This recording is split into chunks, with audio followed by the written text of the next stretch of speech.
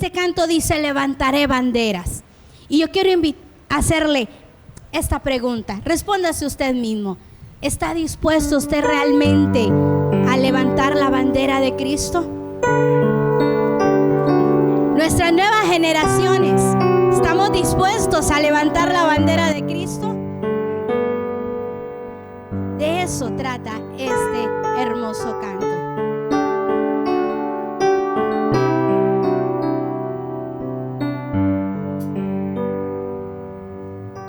Vivo en un mundo gobernado por un príncipe liviano, en una sociedad cegada que se está perdiendo. Cuánta gente sin control que ya no mira al cielo.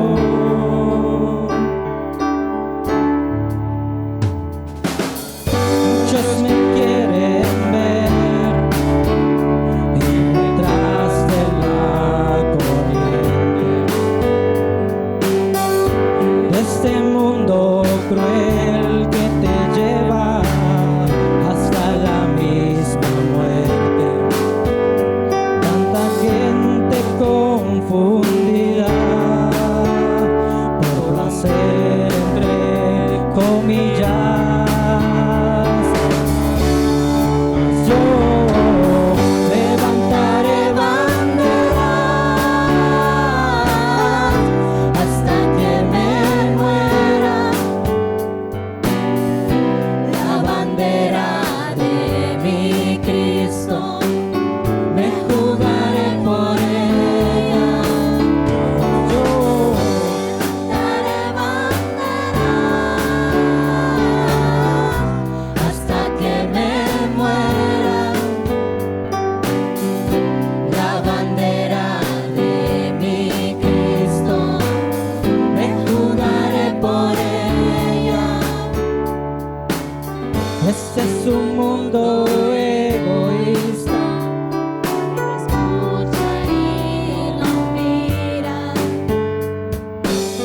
Quiero ser la respuesta, ponerme en su camino.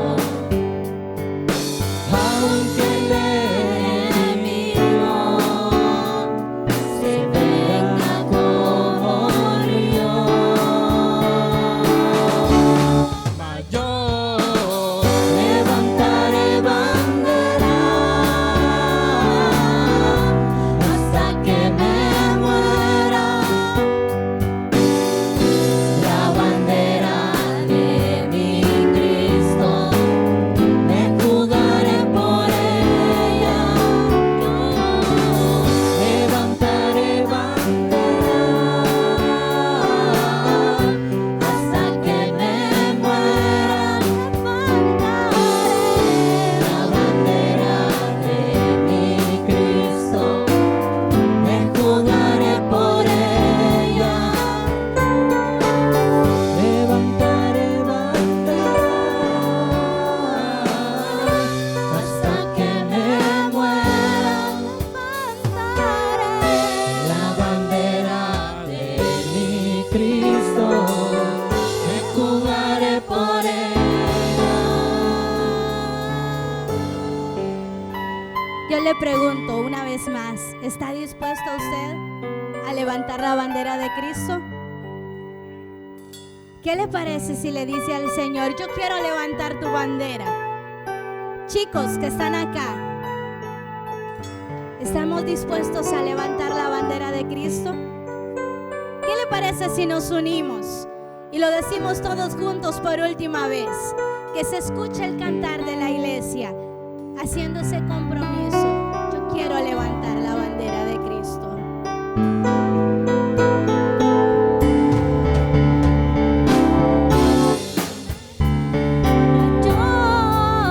Levantaré bandera hasta que me muera, la bandera de mi Cristo, me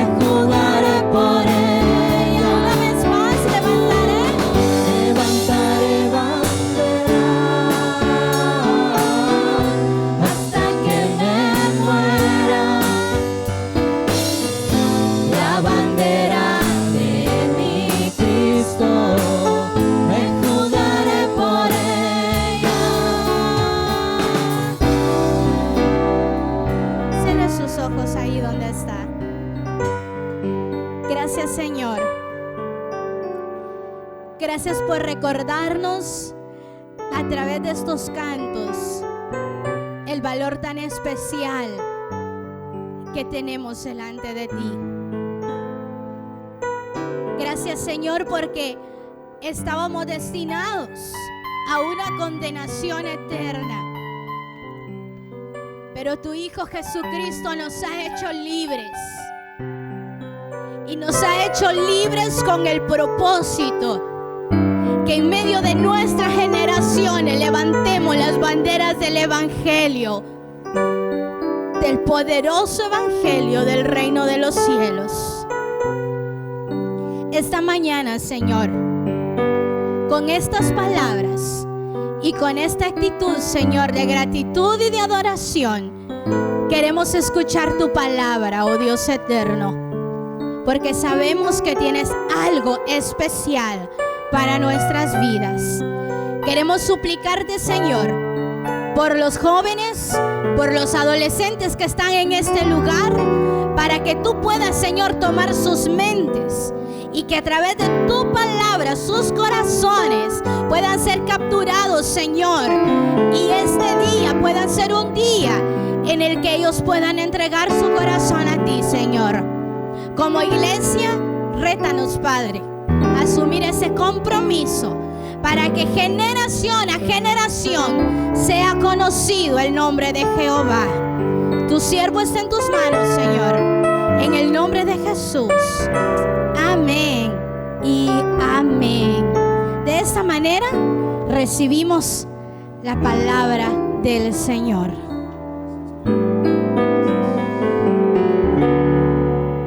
Un gusto nuevamente saludarlos esta mañana, hermanos. Creo que los que se hicieron presentes el domingo pasado recordarán ustedes que iniciamos una nueva serie sobre la fe, y hermano Gerson estuvo enfatizando una fe inquebrantable, los que estuvieron el domingo pasado. Esta mañana el tema es ciencia y fe, siguiendo esa misma línea de serie. Y si el domingo pasado se habló de una fe inquebrantable, hoy quiero hablar de una fe razonable, porque es interesante que todos nosotros estemos conscientes de dónde estamos, qué creemos, por qué lo creemos. Y yo quiero invitarle a buscar Romanos capítulo 12, versículos del 1 al 2. Nuestra juventud necesita que su fe tenga raíces profundas para que esté donde esté, se mantenga firme, ya sea en el mercado, en el parque, en el vecindario o en un campus universitario, independientemente cuál sea, que la fe y la confianza en Dios no se pierda. Romanos capítulo 12, versículos del 1 al 2. Usted lo sabe posiblemente hasta de memoria.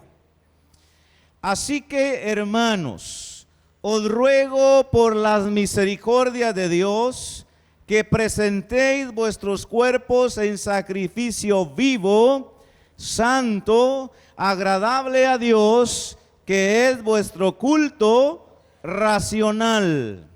No os conforméis a este siglo, sino transformaos por medio de la renovación de vuestro entendimiento, para que comprobéis cuál sea la buena voluntad de Dios, agradable y perfecta. Muchas gracias a los que se pusieron de pie. La fe cristiana es ridiculizada muchas veces por personas que ostentan conocimiento, por personas que ostentan grados académicos, que caminan en la senda de lo científico. El texto que leímos en Romanos 12:1 claramente dice que el culto, la devoción, que la fe es racional.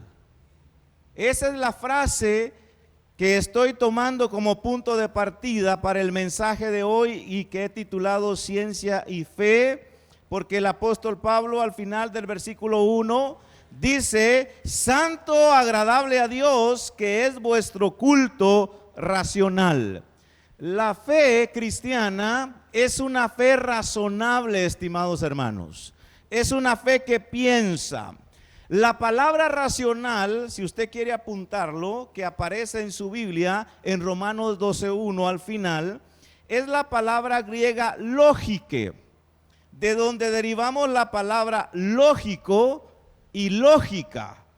De tal manera que el apóstol Pablo está diciendo que el culto, que la fe, que lo que hacemos es algo lógico, es algo pensado, es algo razonable. ¿Y qué es la lógica? Es la ciencia que estudia los principios y métodos del razonamiento correcto. El apóstol Pablo dice que el culto que rendimos los cristianos es racional, es pensado, es razonable, es coherente, es consistente, es lógico. Y como ya dije, la lógica es la ciencia que estudia los principios y métodos del razonamiento correcto. Dentro de la lógica, estimados hermanos y amigos que están acá, hay 4 principios o leyes que son importantes mencionarlos esta mañana. El principio número 1 es el principio de identidad. Las cosas son lo que son. La silla, la banca es una silla, es una banca, la manzana es una manzana, el carro es un carro. Ese es el primer principio de lógica, el principio de identidad. Las cosas son lo que son, me guste o no me guste. El segundo principio de lógica es el principio de no contradicción. Y un ejemplo para ello es: una puerta no puede ser a la vez cerrada y abierta en el mismo instante. O está abierta o está cerrada. Ese es el segundo principio de lógica. El tercer principio es el principio que se le llama como el tercero excluido. ¿Qué significa eso? Afirma que entre 2 proposiciones contradictorias, una debe ser verdadera, la otra falsa, y no existe una tercera posibilidad. Y dice un escritor, para poner un ejemplo de esto: si se afirma que está lloviendo y su negación es no está lloviendo, no hay una tercera opción que diga está medio lloviendo. O está lloviendo o no está lloviendo, pero no hay un tercero excluido ahí. Y el cuarto principio, que es por el cual yo quiero empezar a desarrollar esta parte, es el principio de razón suficiente. Es el cuarto principio de lógica, el principio de razón suficiente. Usted no debe responder o no puede responder a la pregunta: ¿por qué es cristiano usted? ¿Por qué viene a la iglesia usted? ¿Por qué cree en Cristo usted? Si usted responde, porque sí, eso no se lo creen ni los niños, porque no es una respuesta que tenga razón suficiente. Si usted dice porque sí, eso no funciona.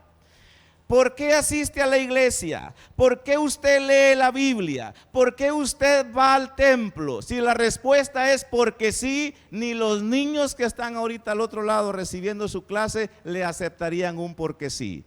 Tiene que haber una razón suficiente por la cual usted se fundamenta en hacer o en decir algo. Entonces, esta mañana hagámonos la pregunta, estimados hermanos: ¿es lógica la fe cristiana? ¿Es una fe razonable? ¿Es la ciencia o el conocimiento contrario a la fe cristiana? ¿O es un complemento? ¿O es un modo de conocer? Nació el 27 de diciembre de 1822 en Dole, Francia. Murió el 28 de septiembre de 1895. Sus descubrimientos más notables incluyen la teoría de los gérmenes, la pasteurización y el desarrollo de las vacunas contra la rabia y el antrax.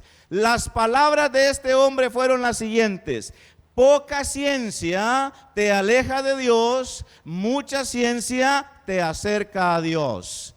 Repito, este hombre dijo: poca ciencia te aleja de Dios, mucha ciencia te acerca a Dios. Fueron las palabras del genio, del científico, del químico y bacteriólogo Louis Pasteur. Poca ciencia te aleja de Dios, mucha ciencia te acerca a Dios. ¿Es razonable la fe cristiana? ¿La ciencia y la fe cristiana se contradicen o se complementan? Quiero que veamos este primer punto, tan claro posiblemente para los estudiantes de la universidad o para los docentes, que conocemos como tiempo, espacio y materia.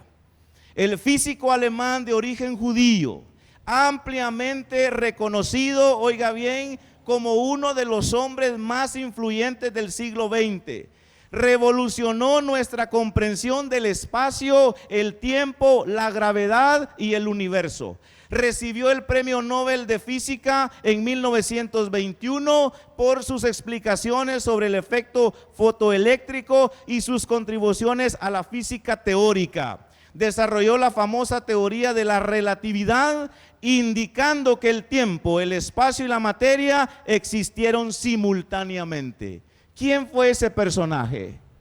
El señor Albert Einstein. Y aunque no necesariamente creía en el Dios de la Biblia, hizo famosa la frase: Dios no juega a los dados. Porque él sabía perfectamente bien que el tiempo, el espacio y la materia existieron al mismo tiempo. Digamos de memoria un versículo tan conocido que todos lo tienen en su mente y es tan fácil de decir. Génesis capítulo 1, versículo 1.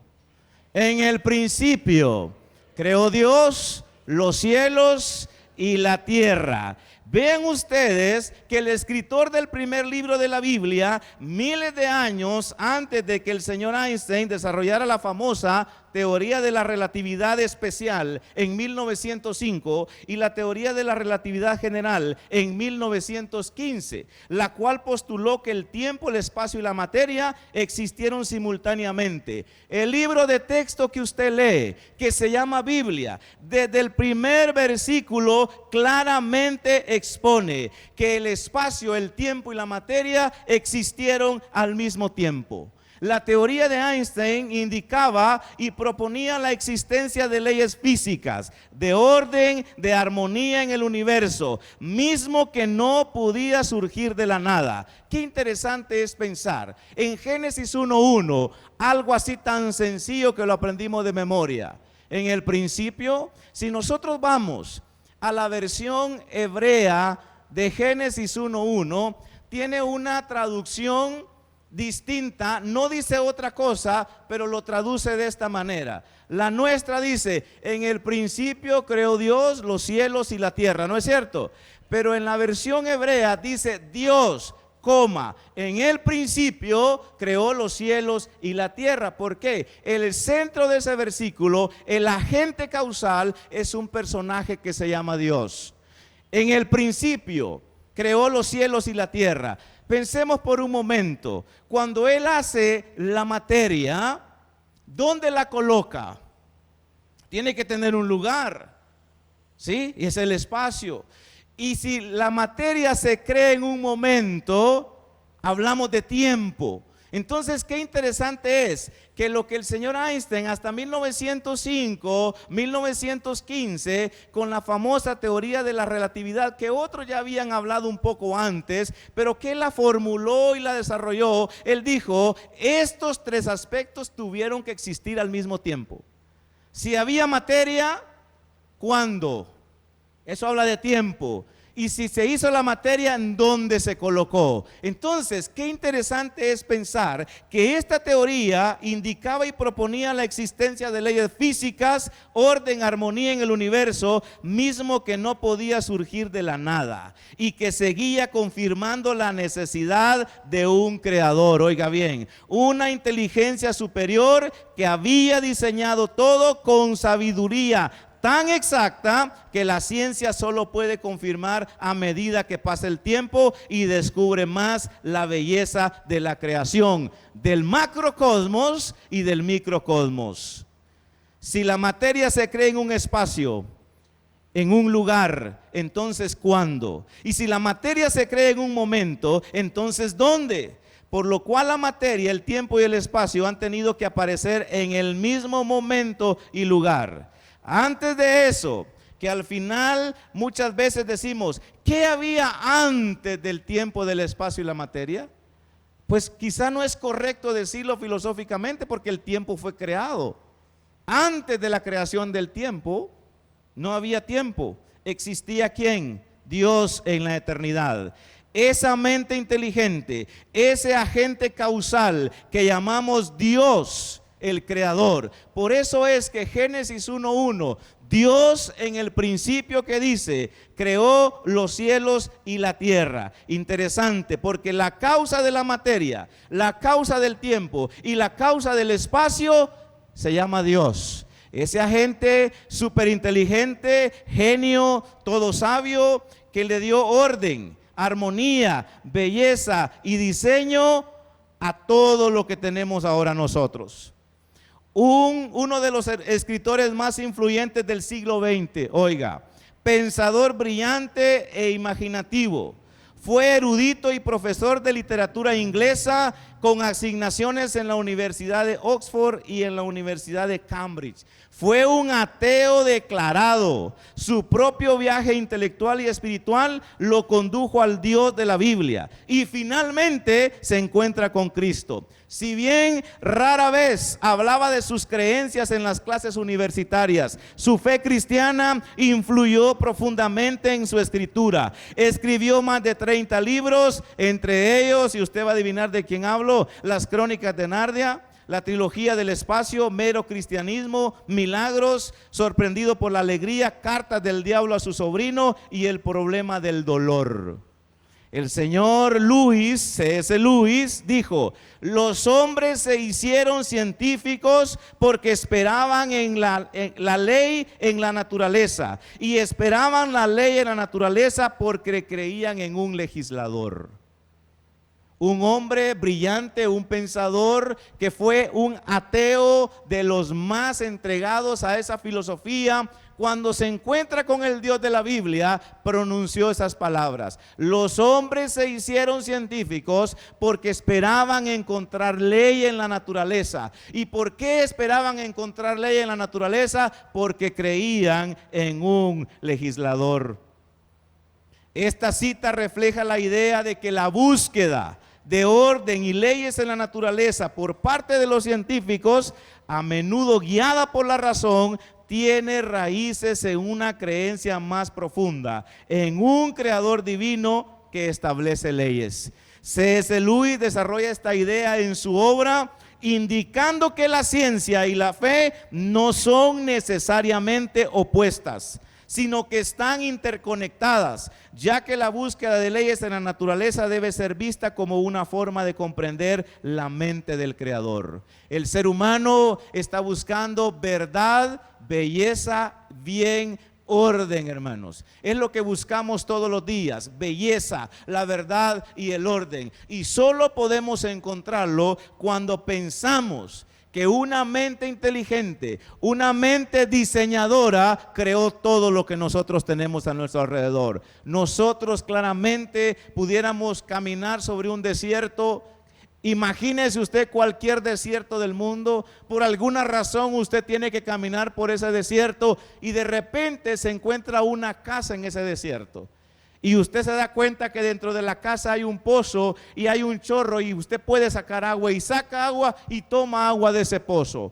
¿Pensaría usted que el desierto creó la casa? ¿Pensaría usted que las arenas del desierto dieron forma a esa construcción e hicieron el pozo y colocaron el chorro? Lo más lógico es pensar: alguien estuvo aquí antes. ¿No es cierto? Alguien lo hizo. ¿Por qué? Porque nuestra mente siempre está buscando una razón. Por eso, cuando a usted le dicen: ¿por qué es cristiano? Porque sí. Eso no vale. Su fe debe estar fundamentada. Su fe debe tener bases sólidas para que cuando vengan los huracanes de la filosofía, de la ideología y de cuantas cosas, usted esté firme. Los jóvenes estén firmes. Los jóvenes estén definidos. y firmes en la fe que han creído. Escuche, Mario Artigas, doctor en física y catedrático de la Universidad de Navarra en España, escribió un libro titulado Ciencia, Razón y Fe. Dicho sea de paso, yo tengo ese libro. En la página 19 dice textualmente, oiga, siempre se han extrañado los historiadores de que la ciencia experimental no llegara más que a tímidos esbozos en culturas antiguas tan florecientes como las de China, Grecia o Roma. Y dice, y que solo cobrara empuje definitivamente en la Europa cristiana del siglo XVII. ¿Dónde se desarrolló la ciencia? La ciencia moderna se desarrolló dentro de los cristianos, dentro de los hombres de fe, dentro de aquellos hombres que profesaban su creencia en el Dios de la Biblia. Y ahí tenemos a un Galileo Galilei, tenemos a un Isaac Newton, tenemos un Kepler, tenemos a un Kelvin y una serie de hombres que se levantaron, desarrollaron la ciencia, pero que tenían su fe puesta en el Señor. Si usted lee sobre Newton, los escritores que hablan de su biografía dicen que él escribió más de teología que de ciencia, porque estaba apasionado por el poder de Dios mostrado en la naturaleza. En el mismo libro citado anteriormente, Artigas dice textualmente en la página 22, Copérnico, Galileo, Newton, con un paciente trabajo de siglos, hicieron posible el nacimiento sistemático de la ciencia moderna en el siglo XVII. Lo mismo que las grandes figuras de esa época que desarrollaron esa ciencia. Todos ellos tenían las mismas convicciones y las tenían porque eran cristianos, no solo de nombre, sino casi siempre interesados en modo vivo en las cuestiones teológicas. Mire qué interesante. André Mauroy subraya que la idea de la obra de Dios es racional y puede ser descrita bajo la forma de leyes universales. Esto hizo posible la investigación científica. Si usted va al libro de Hebreos capítulo 1, se va a dar cuenta lo que dice tan importante. Dios, habiendo hablado muchas veces y de muchas maneras en otro tiempo a los padres por los profetas, que dice, en estos postreros días nos ha hablado por el Hijo, a quien constituyó heredero de todo, y por quien asimismo, que dice, hizo el universo, el cual siendo el resplandor de su gloria y la imagen misma de su sustancia, y escucha esta frase, y quien sustenta todas las cosas con la palabra de su poder. ¿Quién sostiene el universo? ¿Quién le da cohesión? ¿Quién le da coherencia? ¿Quién permite que los átomos, si están en movimiento, si están haciendo una función y tienen delegada una información, quién le dio esa información? Hebreos capítulo 1 dice que Cristo sostiene el universo con su palabra. Él solo habla y las cosas se hacen. Él solo declara y las cosas se crean. ¿Por qué? Porque para Él no hay nada imposible. ¿Es racional creer en Dios? ¿Es racional la creación de Dios? El Salmo 14 y el Salmo 53, dos versículos que dicen lo mismo. Dice el necio en su corazón, que dice, no hay Dios, se han corrompido, hacen obras abominables, no hay quien haga el bien. Y el Salmo 53 vuelve a decirlo, dice el necio en su corazón, no hay Dios. Y la traducción de necio en el hebreo literalmente significa sin cesos. Si usted quiere colocar una traducción de la palabra necio del Salmo 14, significa sin cesos. ¿Y qué son los cesos, hermanos? Es el cerebro, es esa masa gris que Dios nos puso. Y cuando el escritor del Salmo 14 dice el necio, literalmente está diciendo, dice el sin cesos, actuando como que no tuviera masa gris, como que no pensara. Qué importante es entonces es tomar en cuenta que antes que el señor Einstein desarrollara su teoría de la relatividad, en la cual propuso que el tiempo y el espacio y la materia surgieron al mismo tiempo, Génesis 1:1 decía, Dios en el principio creó los cielos y la tierra. Qué interesante. Otro aspecto que quiero mencionar, no solamente vemos cómo la ciencia con la Biblia tienen relación y conexión, no solamente vemos que el diseño inteligente que los científicos ahora hablan, la Biblia presenta a Dios como el diseñador. Y número 3, quiero resaltar algo importante acá que posiblemente usted ha leído. Y este punto yo le he titulado, y es un tema que está muy desarrollado en las diferentes plataformas y libros, el llamado principio antrópico.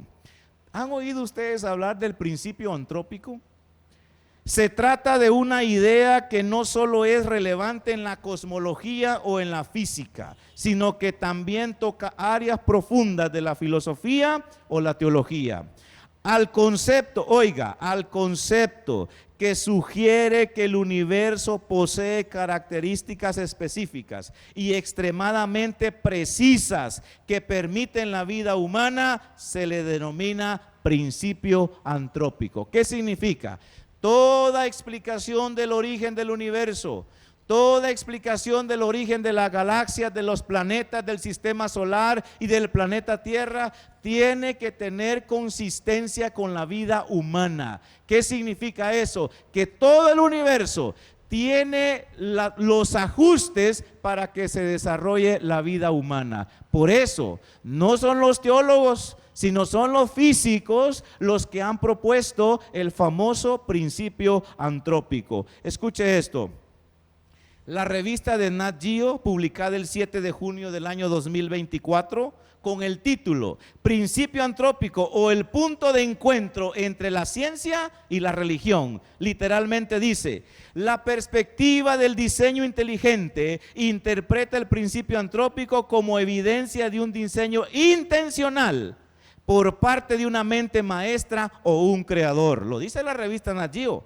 Los defensores de esta visión argumentan que el ajuste preciso de las constantes cosmológicas y la complejidad de los sistemas biológicos no pueden ser fruto del azar. ¿Qué es el azar, hermanos? ¿Qué es el azar? Le hago la pregunta. ¿Es el azar una fuerza física? No. ¿Puede usted hacer un experimento para medir el azar? ¿Verdad que no? ¿Es una propiedad de la materia el azar? Tampoco. ¿Qué realmente podemos poner azar en una fórmula matemática? No, el azar solo es un término que se usa para establecer que estamos intentando relacionar cosas entre sí que no tienen relación causal, que no son lógicas. ¿Por qué viene usted a la iglesia? Por azar. ¿Cómo así? No funciona, no es lógico. ¿Por qué usted cree en Dios? Por azar. No, no es una correcta explicación. Vean qué interesante. El mismo Stephen Hawking, en su libro Historia del Tiempo, se enfrentaba al principio antrópico al hablar del origen y la formación del universo. Oiga lo que dijo Stephen Hawking, él ya murió. Y él dijo: vemos el universo en la forma que es porque nosotros existimos, dice. O sea, el mismo ateo que escribió un libro, El Gran Diseño, y que hizo a un lado a Dios, él dice: el universo está porque nosotros existimos, avalando la idea de que cualquier teoría que hable del origen del universo tiene que ser consistente con la vida humana. Tenemos el principio antrópico débil. Oiga, argumenta que nuestras observaciones del universo están sesgadas por el hecho de que solo podemos observar un universo donde las condiciones son compatibles con la vida. El principio antrópico fuerte afirma que el universo debe tener propiedades que permiten el desarrollo de la vida. Y el principio antrópico final sugiere que una vez que la vida surge, que dice, no desaparecerá. ¿Creen ustedes que la vida se acaba con la muerte? No. Es más, la vida eterna empieza con la muerte. Usted y yo, que estamos acá vivos, estamos en este lugar adorando al Señor, nunca pasaremos más a la no existencia, si cabe la expresión. Tuvimos un principio, un inicio, pero no tendremos un final, porque estaremos por la eternidad, con Dios o sin Dios. Interesante. ¿Qué dice la Biblia sobre el principio antrópico, propuesto formalmente por el físico Brandon Carter en 1974? ¿Qué dice? Génesis 1:26. Entonces dijo Dios: hagamos al hombre a nuestra imagen, conforme a nuestra semejanza. De toda la creación, ¿cuál fue los últimos seres que Dios creó? El ser humano. ¿Por qué razón? Porque para todo lo demás tuvo que crear las plantas, el sol, la luna, los animalitos, el oxígeno, el agua, cuántas cosas, para que finalmente, cuando el hombre fuera puesto en este planeta, todas las condiciones fueran favorables para la vida del ser humano. Y hasta el día de hoy el Señor sostiene. Yo a veces me pongo a pensar, ¿cuánto humo tiran los carros? Por ejemplo, sabemos todos perfectamente bien que si nosotros le colocamos al escape una manguera, la llevamos a la ventana y cerramos todos los vidrios y nos encerramos ahí, cuestión de minutos y nos dormimos para siempre.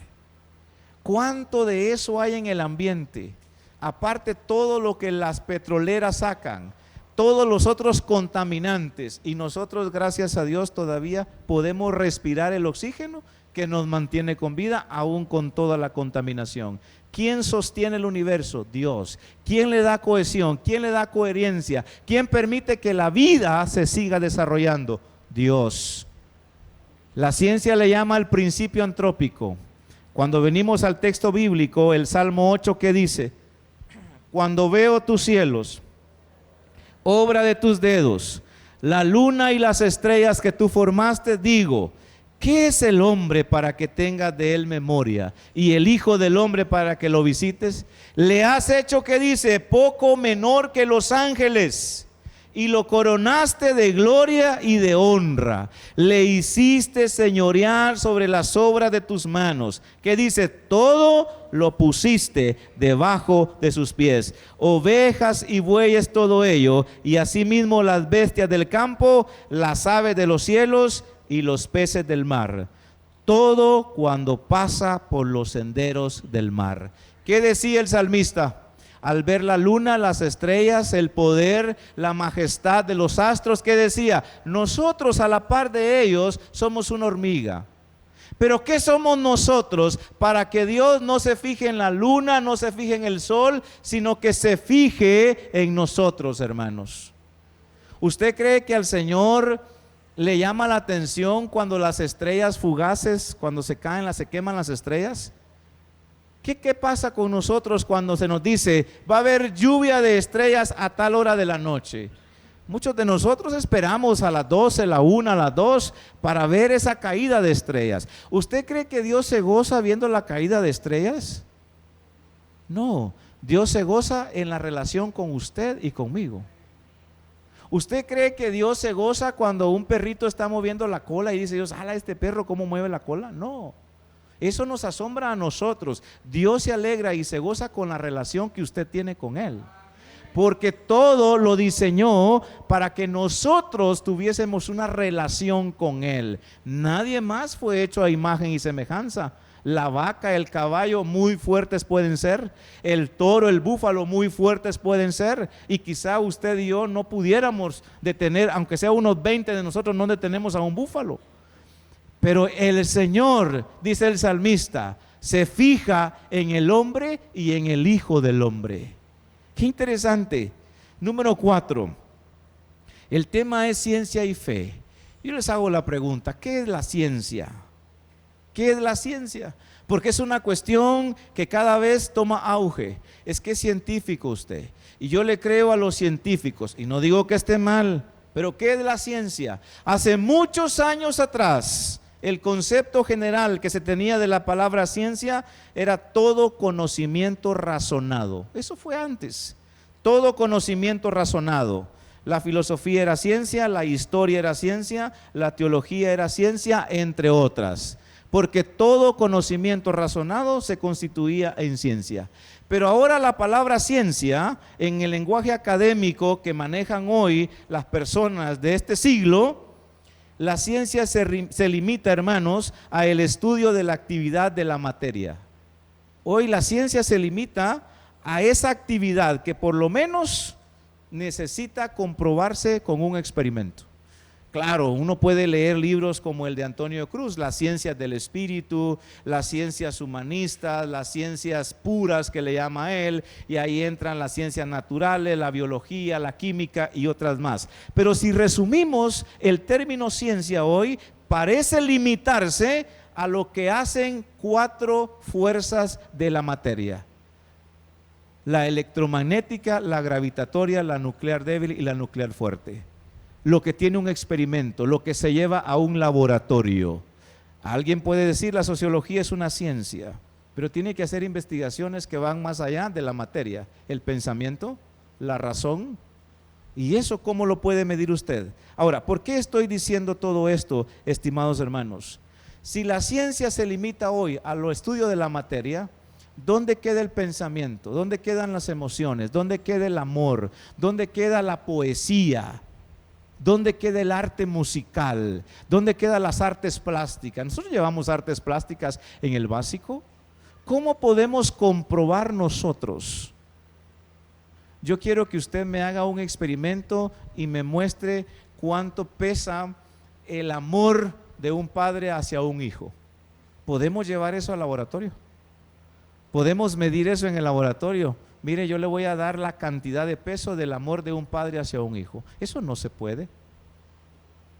Porque si la materia no produce pensamiento, eso indica, estimados hermanos, que en el ser humano hay algo más allá de la materia. Porque si la materia solo es la interacción de esas 4 fuerzas, ¿qué produce la inteligencia? ¿Qué produce la razón? ¿Qué produce el pensamiento? ¿Qué produce las ideas? En el ser humano hay algo que va más allá de la materia, y eso tiene que ver con un espíritu que Dios ha creado y que ha puesto en usted y que ha puesto en mí. ¿Me doy a entender? ¿Por qué razón? Porque cuando hablamos nosotros de arte musical, de artes plásticas, de arte literario, oiga bien, queda fuera del ámbito de la ciencia porque no se puede comprobar con un experimento. Es que no miro a Dios, no lo veo. ¿Cómo voy a creer si no lo veo?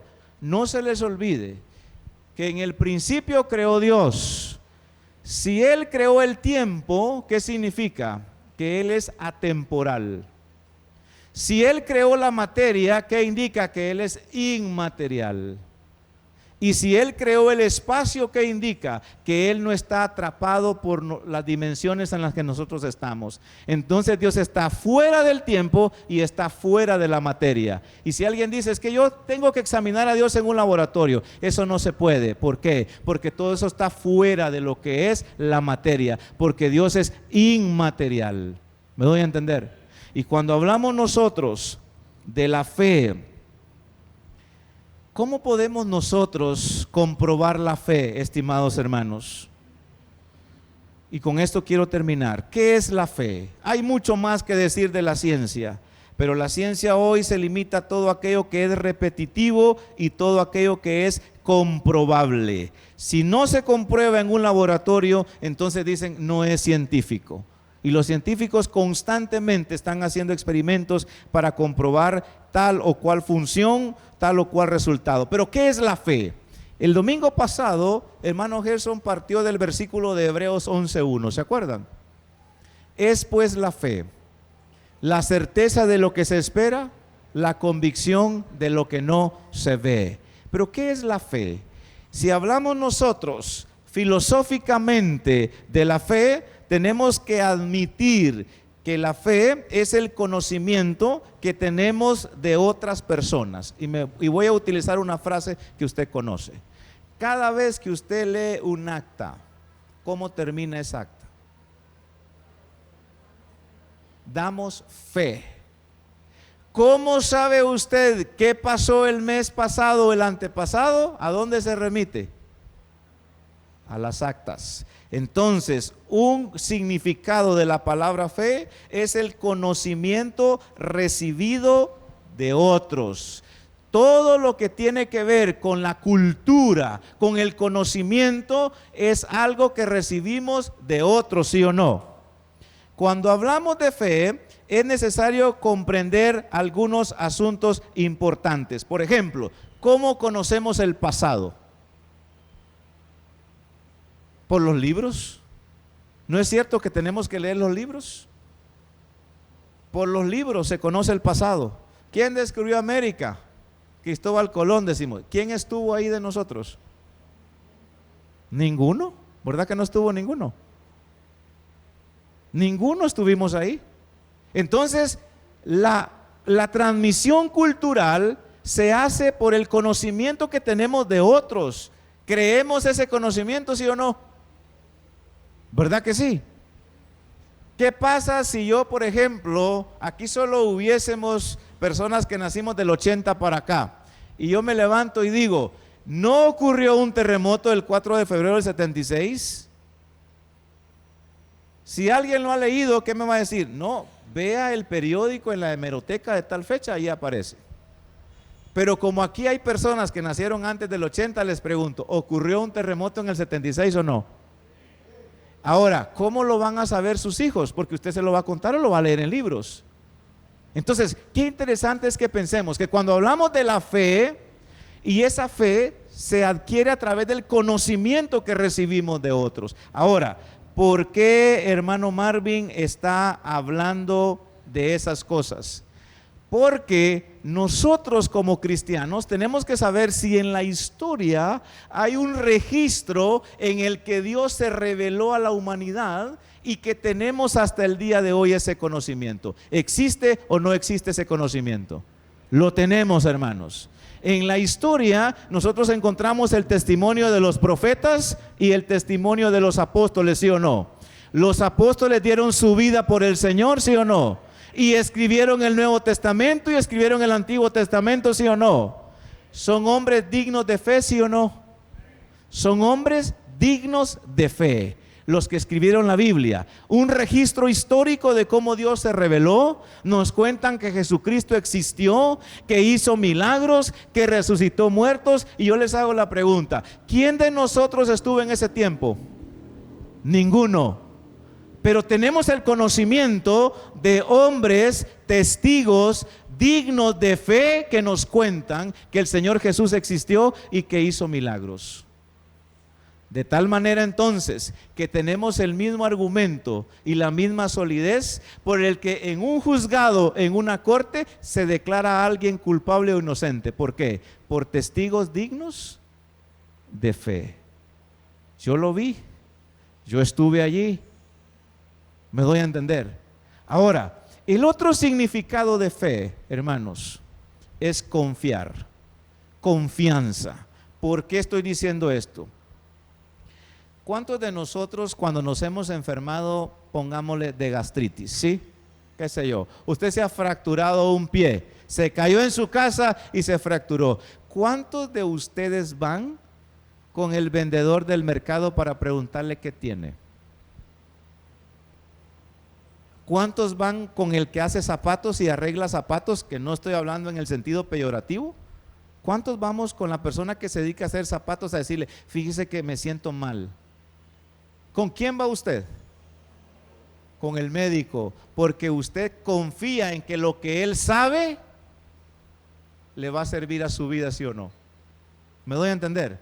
Usted dice, es que mire, pues se me fracturó el tobillo. ¿Y con quién fue? Fui con tal médico. ¿Es traumatólogo? Dice, no, va, entonces vaya con un traumatólogo que es especializado en los huesos. ¿Pero por qué vamos con ellos? Porque confiamos, ¿sí o no? Y viene el médico, dice, usted necesita una cirugía. Le pregunto, ¿se deja operar o no? Hoy si es posible, dice usted. Y usted no dice, ¿y será que sabe él? ¿Será que no sabe? ¿Verdad que no? Usted fácilmente va para el quirófano bien dormido y no sabe cuánto lo van a barrenar si es un problema de huesos. La otra vez vi a un traumatólogo amigo mío ahí que se tomó una foto con un gran barreno, ¿ves? Yo dije, gran poder, con eso le abren los hoyos en los huesos. Pero uno bien dormido no siente nada. Ahora, ¿por qué estoy diciendo todo esto? Porque usted confía.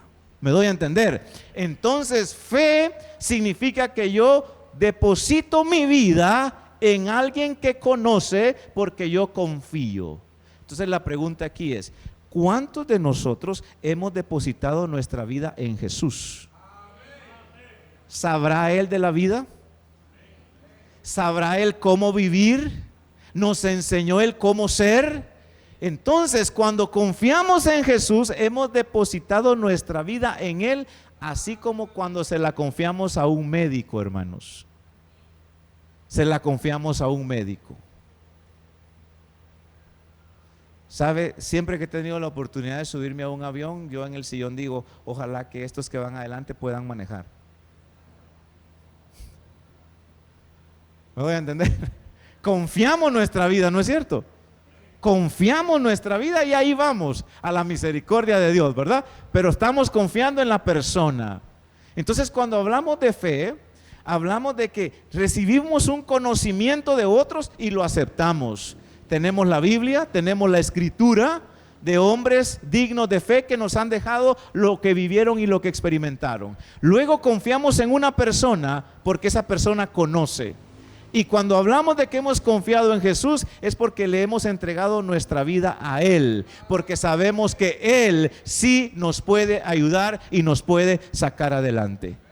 La fe. Qué interesante es entonces pensar que por medio de esa fe humana tenemos el conocimiento de otros. Por medio de esa confianza nosotros venimos y confiamos en alguien más.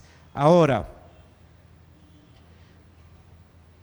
yo quiero que escuche esto y termino.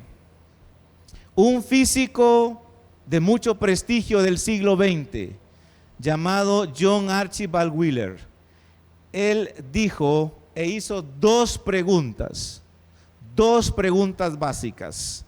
La primera, ¿por qué hay algo en lugar de nada? Esa fue la primera pregunta que hizo él. Y la pregunta número 2 es, ¿qué relación hay entre las propiedades del universo en su primer momento y nuestra existencia como seres humanos? Y escuche lo que dijo John Archibald Wheeler. Dijo, si no sabemos contestar estas dos preguntas, tendremos que confesar que realmente no entendemos nada. ¿Por qué hay algo en lugar de nada? Si usted le pregunta a un científico, no se lo va a explicar. No, es que somos producto de estrellas, polvo de estrellas somos nosotros. ¿Y ese polvo de dónde salió? ¿Quién lo hizo? Ah, pero es que eso es cuando el universo estaba en el estado estacionario, ellos tienen una de sus teorías, ¿verdad? Del Big Bang, el estacionario, la teoría de Oparin y otra serie que mencionan ellos ahí. Y empiezan a darnos una explicación, pero nunca nos van a decir el quién y el por qué.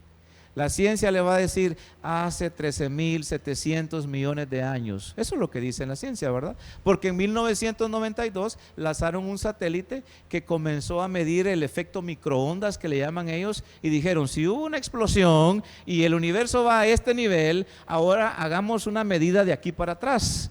Y la medida les tiró 13.771 millones de años, ¿ya? Pero ellos le van a calcular el cuándo y el dónde. Pero los científicos o la ciencia no le va a decir el quién ni el por qué. Ni a quién se le ocurrió esto.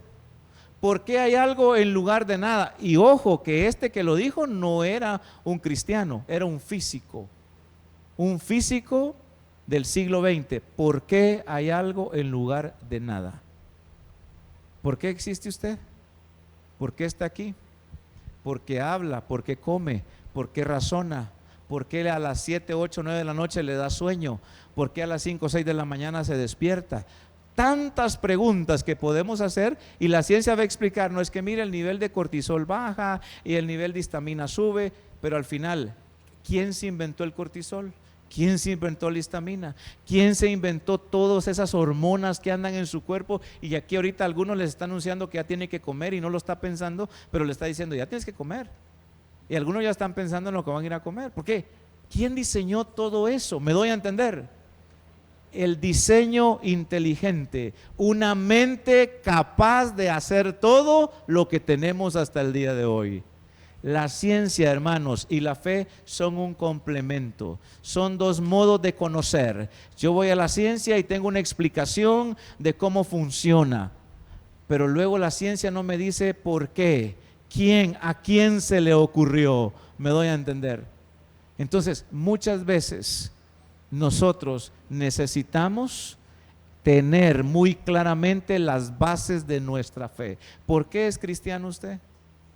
¿Por qué cree en Dios usted? ¿Por qué usted sigue creyendo en un libro que se llama Biblia? Que le dicen, ese es un libro de leyendas usted. ¿Todavía usted cree en eso? Fíjese que ayer en la noche teníamos una reunión acá con los chicos, con los jóvenes. Nos reunimos aquí en este salón. Y aquí están algunos de ellos. El tema de anoche eran las profesiones, ¿verdad, Everest? Y dentro de los invitados, de todos los que vinimos a participar anoche, estaba Jonathan Pinto. Jonathan Pinto nos vino a hablar de su tema musical y como profesional de la música, etcétera, etcétera. Pero me llamó algo la atención y Jonathan lo dijo ahí públicamente y lo quiero citar acá. Dice que uno de los consejos que Jonathan les dio a los chicos anoche ahí en el salón fue: si ustedes van a ir a estudiar a otro lado música, porque dijo Guatemala no tiene la plataforma musical que debería de tener, y usted ahorra y va a otro país a estudiar, si algo tiene que llevar ya bien establecido de aquí es la fe, ¿no es cierto? Es la fe. Porque cuando usted llega a otro lado, usted se va a dar cuenta que Dios y la iglesia han pasado de moda. Y dice que Jonah en Costa Rica tuvo un compañero del Salvador. Y dice, éramos compañeros de algunos cursos, él iba estudiando unos enfoques y yo otros enfoques, textualmente lo dijo Jonah así.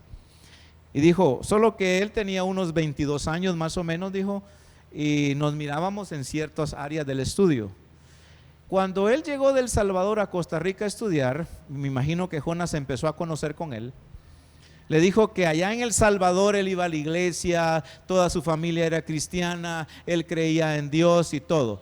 Y dice Jonah, un semestre le bastó en la universidad en Costa Rica para que él dejara a un lado todo, y ahora cuando él regresa a El Salvador con su familia le dice, ustedes perdiendo el tiempo están en la iglesia, ustedes son unos ignorantes, ustedes deben de dejar ya esas tonteras que están creyendo. Con un semestre, ¿no es cierto, Everest? Con un semestre, el muchacho de 22 años, él ya lo sabía todo y le estaba diciendo a la familia que dejara de ir a la iglesia porque esas son tonterías. Chicos que van a la universidad, ¿cómo está su fe? ¿Cómo está su fe, estudiantes de medicina, estudiantes de derecho? ¿Cómo está su fe? Les hago la pregunta. ¿Por qué? Porque ustedes están estudiando contenidos que desplazan la fe cristiana, que hacen a un lado el conocimiento de Dios. Y si ustedes no llevan los cimientos muy profundos, la casa se cae, ¿no es cierto? Una casa que quiera tener 2 o 3 niveles, algún albañil acá, ¿cuánto debería de tener una profundidad una casa de 3 niveles? ¿Cuánto debería tener sus cimientos? ¿1 metro abajo? ¿2 metros? ¿Cuántos metros debería de tener un cimiento de una casa de 3 niveles? ¿Quién me ayuda? ¿Quién es albañil? Hermano Edgar López, ¿cuánto le daría usted una casa de 3 niveles? 1,5 metros. 1,50, 2. ¿Por qué? Porque lo que va a soportar debe de tener buen fundamento. ¿Cómo están yendo ustedes a la universidad, chicos? Yo siempre he dicho y lo repito desde nuevamente acá. Sus hijos, si van a ir a la universidad, por favor, prepárenlos. A Marvin Andrés, mi hijo, yo ya le dije que se leyera un libro, ¿Quién creó a Dios?, de Norman Geisler. Le dije que se lea 9 evidencias que exige un veredicto, de Joyce McDowell. La ciencia ha enterrado a Dios, de John Lennox. Y así le puedo citar una serie de literatura que yo tengo en mi biblioteca personal que hay que leer, porque si no, chicos, con un cursito de biología en la universidad o de botánica, usted ya va a salir ahí, no, es que yo ya no creo en eso. discúlpenme, sale más ignorante al rechazar a Dios que inteligente. Porque el principio de la sabiduría es el temor de Jehová. ¿Cuándo principia un hombre y una mujer a ser sabios? Cuando respetan y toman en cuenta a Dios. Hoy se cree que ser estudiante universitario y ser cristiano, eso no es compatible. Dicen, ¿de dónde se lo sacaron? ¿De dónde? Lean la historia. Yo sí le decía a unos catedráticos en la universidad cuando hablaban de la fe cristiana como algo que eso es para los ignorantes. Yo le decía, ¿se animaría a decírselo a Galileo Galilei usted? A Isaac Newton, a Luis Pasteur, a Nicolás Copérnico, a Michael Faraday. Pero es que en ese tiempo la iglesia, pues entonces dígaselo a Francis Collins, dígaselo a la señora Picard, que es una señora experta en inteligencia artificial, que es catedrática ahí en una universidad de Estados Unidos, que es cristiana. Dígaselo a John Lennox, profesor emérito de la Universidad de Oxford, que es un gran apologista cristiano, muy académico. No, hermanos, no nos confundamos. La fe cristiana es una fe racional. Que presentéis vuestros cuerpos en sacrificio vivo, santo, agradable a Dios, que es vuestro culto pensado. La fe cristiana es una fe razonable, no es una fe ignorante. La fe cristiana es una fe que piensa. La fe cristiana es una fe racional. Así que el cristiano no debe decir, porque sí, no es válido. Por azar tampoco es válido. Tiene que tener un fundamento usted, y especialmente la juventud. Sus hijos que van a ir a la universidad, sus hijos que están en la universidad, ya no quieren nada de Dios, porque lo que están oyendo por allá y no tienen el respaldo de su fe, se diluyen. Así que yo quisiera hacer un llamado a los jóvenes que vengan acá al altar. Quiero hacer una oración por ellos, a todos aquellos chicos que están en el diversificado, están en la universidad. Vengan, yo quiero orar por ustedes. Vamos a orar como iglesia por ustedes esta mañana, pero esperamos y anhelamos que ustedes sean hombres y mujeres de fe, sean hombres y mujeres que se mantengan de pie ante el conocimiento que ustedes van a recibir allá y que posiblemente va a desplazar la fe. Pase adelante Alan, pase adelante el otro caballero, pase adelante Everest. Háganse aquí de este lado, aquí. Vamos a orar. Hay más jóvenes acá. No tengan pena, no tengan vergüenza. Hay más jóvenes, más señoritas valientes. Adbel, sos de la directiva, pasá. Pasen adelante, pues adelante hermano Adolfo. No se queden ahí en las bancas. Queremos orar por ustedes. Queremos pedir al Señor por sus vidas. Anoche entrevistábamos a todos los chicos. Varios de ellos pensum cerrado, otros graduados en algún grado académico, otros a la mitad de la carrera, estudiando y preparándose para poder obtener algún conocimiento que les sirva para la vida. Pasen adelante, chicos. Yo no sé si Lea está por ahí, no la veo de acá. Lea tiene también algo que se va que ha preparado para ustedes en esta mañana. Hermanos, tenemos que trabajar y orar para que la fe de ellos esté firme. ¿Saben por qué? Porque posiblemente ustedes y yo, que ya tenemos un par de años, estemos sólidos en la fe y quizás no nos muevan fácilmente. Pero los chicos estos que están acá al frente han sido atacados por catedráticos en la universidad, que los han querido ridiculizar porque son cristianos. Algunos de ellos posiblemente se han defendido, otros no. Algunos de ellos posiblemente tienen herramientas, otros no.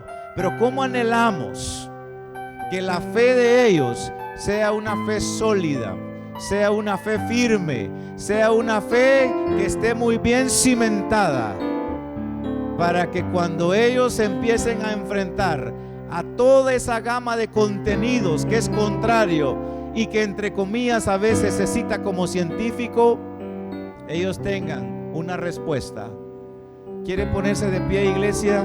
Y hacemos una oración. Oramos por estos muchachos y a la vez oramos para que el Señor nos ayude, hermanos, a ser hombres y mujeres de fe, pero hombres y mujeres bien informados, hermanos. El cristiano debe ser un hombre de fe, pero debe ser un hombre y una mujer informada. Debe de leer, debe de saber las cosas, ¿verdad? Cierre sus ojos y vamos a orar en este momento. Nuestro Padre Celestial, en esta mañana estamos muy agradecidos por darnos la oportunidad de conocerte, por darnos la oportunidad de servirte, Señor. Y aunque sabemos que cada día el cristianismo es atacado desde la sociedad, desde la academia, desde las élites políticas, económicas y aún muchas veces desde las sectas religiosas. Pero esta mañana hemos dicho que el cristiano, que la fe, que el culto del cristiano es racional. La fe es razonable, es una fe que piensa, es una fe que razona, que analiza, es una fe inteligente. Y esta mañana, Señor, tenemos un grupo de jóvenes y de señoritas acá al frente. Ellos están próximos a ir a la universidad o ya están en la universidad. Y esta mañana, Señor, oramos para que la fe de ellos se mantenga firme. Y aunque muchas veces sean avergonzados tal vez en público en un aula, que eso no les afecte en su fe interior y que nunca les aleje de ti. Como rogamos, Señor, que estos chicos que posiblemente están estudiando administración, ingenierías, que están estudiando psicología, medicina, yo no sé qué área del conocimiento están estudiando o van a estudiar, pero en el nombre de Jesús rogamos que estos muchachos y señoritas se mantengan firmes, sólidos, y que nosotros como iglesia les demos el ejemplo, les apoyemos en oración y les brindemos las herramientas necesarias para que su fe se mantenga firme y ellos puedan comprender que la fe y la ciencia no se contradicen, sino que se complementan. Son dos modos de conocer y de analizar la verdad, una con hechos reales que se tocan, que se palpan, pero la vida espiritual con la música, con el espíritu, con el canto, ahí entra la fe que nos dice quién, por qué, por qué razón estamos acá, por qué razón estamos preparándonos, por qué razón cantamos. Hay algo que realmente trasciende a la materia y es la vida espiritual. Y cómo anhelamos que estos chicos, después de ser ingenieros, de ser médicos, después de ser arquitectos, después de ser psicólogos, después de ser docentes, no sé, ellos se mantengan con el rostro reconociendo que el creador y el dador de la vida es quien los sostiene hasta ese momento. Ayúdanos, Señor, como iglesia, y a los jóvenes, que el principio de la sabiduría es el temor a ti, que los insensatos desprecian la sabiduría y el consejo, pero que nosotros los tomamos en cuenta y te tomamos en cuenta a ti, en el nombre de Jesús. Amén. Amén. La iglesia se puede sentar y creo que Lea va a desarrollar una actividad con ustedes, chicos. No se vayan ahí los que están acá al frente. Mientras los chicos reciben ahí su detalle, yo quiero invitarle que a través de este canto digámosle al Señor: toda mi vida, no se muevan. Y chicos, ustedes conocen al que tienen a su lado, y si sienten en su corazón abrazarlo en este momento, orar por él, decirle: Señor, yo pongo la vida de mi amigo, de mi compañero, de mi hermano en la fe. Y si usted conoce ahí en los lugares, en las bancas, a alguien que está necesitando ese apoyo espiritual, este es el momento especial para que le digamos al Señor: toda mi vida quiero exaltar las maravillas de tu amor. Mi Cristo, mi Rey. Nadie es como tú, Señor. Como tú. Y en un solo sentir nos acercamos a ti. Toda mi